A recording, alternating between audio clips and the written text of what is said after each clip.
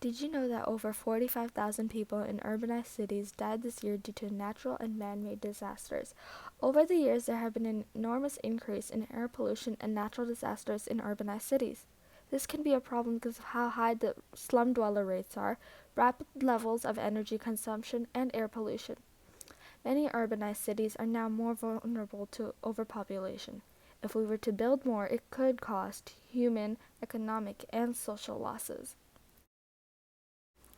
Over the years, there has been a rapid increase in the number of slum dwellers in urbanized communities. With about half of our world currently living in an urbanized community, it could lead to a 60% world population increase. Urbanized communities are now growing more than ever. This could lead to lots of competition between oil factories and businesses. When companies or businesses expand, it causes much harm to our environment because we are not just harming our earth, but we are also harming our people due to all the smog and air pollution factories or businesses can cause. For starters, in midsummer 2015, La Ronge, Saskatchewan, a massive wildfire caused the biggest evacuation in Saskatchewan's history.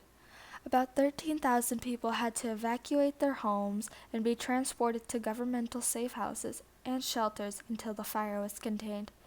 The fire caused approximately 3,182,963 acres of land to burn into ashes and dust. Provincial government officials said it took roughly 2,500 gallons of flame-suppressant material and 1,000 gallons of water only to get the fire in control. Irie, the commander of the Joint Task Force, said, "The last time we have done a forest fire to this extent was in 2003 in BC. In total, about 7% of housing was burned down or affected by the fire. A fire this huge caused many people to lose their lives or homes, which led to an economic decrease in Saskatchewan's population. After the fire, the rate of slum dwellers in La Ronge had increased by 2%. Many tragedies like this fire can cause a community's population rate to go down very quickly." The Canadian government and social groups worldwide donated about $1.3 million into rebuilding all that was lost in the fire for Saskatchewan. To assist our community, we could start by building an eco-footprint for our city. This could attain vast improvement and change in our world. Another example is South Africa and their poverty and slum dweller issues.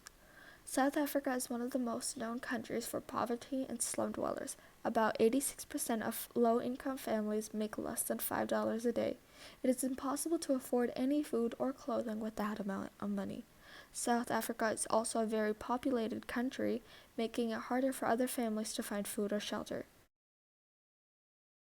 Thankfully, UNESCO and Stop the World Hunger have partnered together to accommodate for families and children who cannot provide for themselves.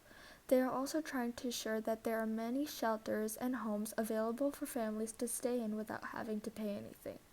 This is how UNESCO and Stop the World Hunger are trying to help South Africa.